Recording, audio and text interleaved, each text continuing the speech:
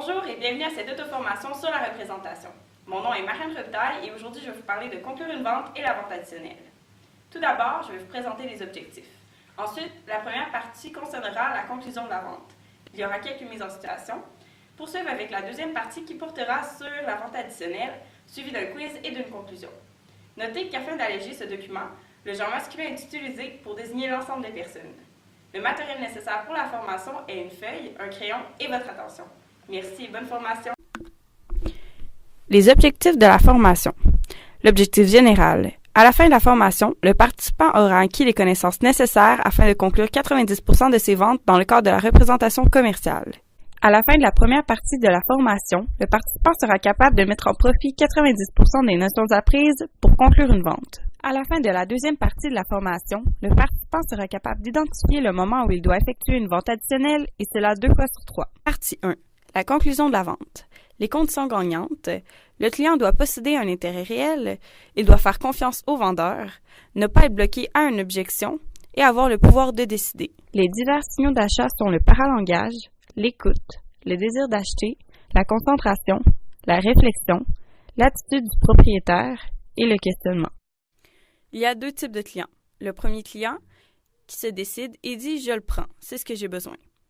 Le deuxième client ne prononce pas ces mots, il a besoin d'être assuré davantage puisqu'il hésite. La question magique, alors que fait-on?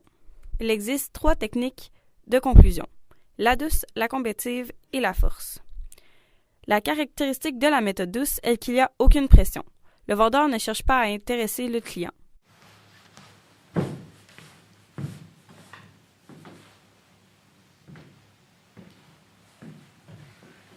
Bonjour, est-ce que vous pouvez vous aider dans vos recherches? Oui, je vais juste regarder ici. Parfait, n'hésitez pas si vous avez des questions, je vais être proche. La méthode combative, qui est une invitation directe. Le vendeur pose une question, il demande les préférences du client. Évidemment, il propose plusieurs questions et de choix afin de connaître les préférences et les besoins du client. Bonjour, c'est ce modèle-là qui vous intéresse? Oui, j'aurais besoin d'informations.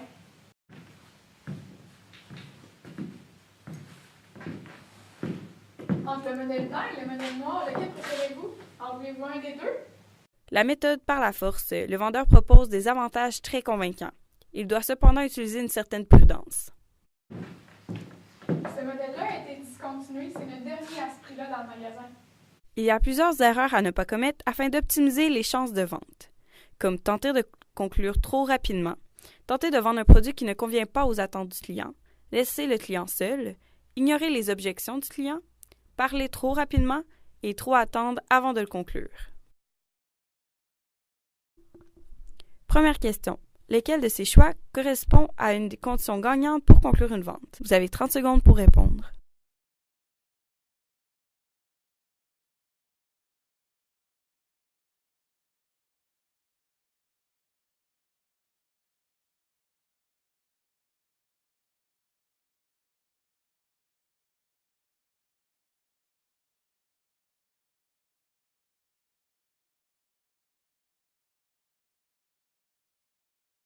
Le résultat de la première question est A, B, D et E. Le C n'était pas dans les choix car le vendeur doit résoudre le besoin du client et non le sien. Le plus important est l'intérêt que le client a envers l'article si nous désirons faire une vente.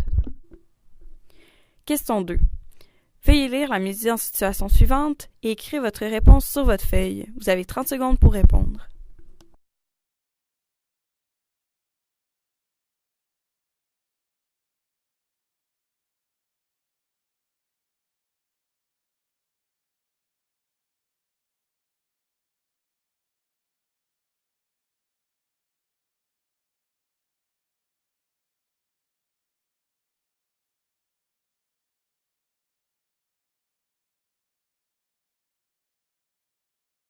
Le résultat de la deuxième question est vrai.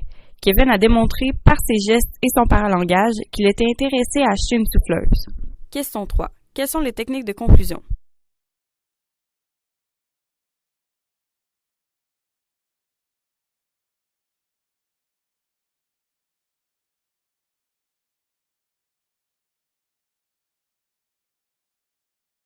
La réponse de la question 3 était C. La douce, la force et la combative. Partie 2. La vente additionnelle.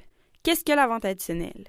La vente additionnelle nous permet une marge de profit intéressante car on vend un deuxième item. Elle favorise la qualité du service. Comment le faire? Présenter avec discrétion. Mettre l'accent sur les notions de service rendu et appliquer aucune pression sur le client. La vente additionnelle se fait suite à l'accord ferme de l'achat du produit principal. Par contre, il ne faut rien compromettre. La prise de congé, ou communément appelé le service après-vente. Il sert à consolider l'ambiance, à donner une dernière image de la vente. Il est important de laisser l'initiative au client de prendre le congé, ensuite l'accompagner jusqu'à la sortie. On peut aider le client à transporter le produit, le rassurer sur l'excellence de son choix, le préparer pour sa prochaine visite et répéter le nom du client. Première question. Veuillez lire les énoncés dans le tableau suivant et écrire la lettre de votre réponse, soit V ou F, sur votre feuille de notes. Vous avez 30 secondes pour répondre.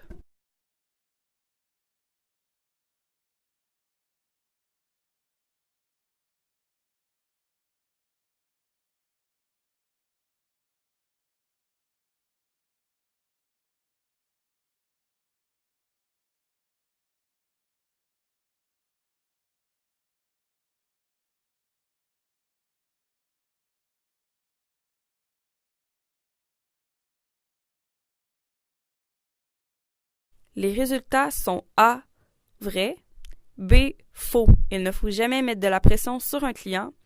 Et C, faux. Après l'accord ferme de l'achat du produit, il ne faut rien compromettre. Question 2 et question 3. Veuillez lire les questions et écrire sur votre feuille de notes les réponses. Vous avez 15 secondes pour répondre.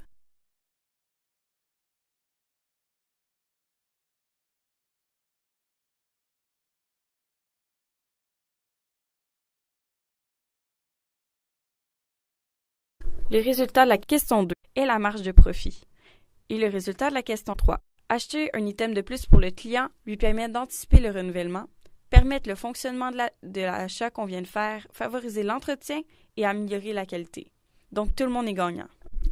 Pour conclure la formation, il est important d'identifier les conditions gagnantes, de déceler les signaux d'achat, d'appliquer la meilleure technique de conclusion, d'identifier le bon moment pour appliquer une vente additionnelle et de connaître les notions de la prise de congé. Merci et à vous de jouer.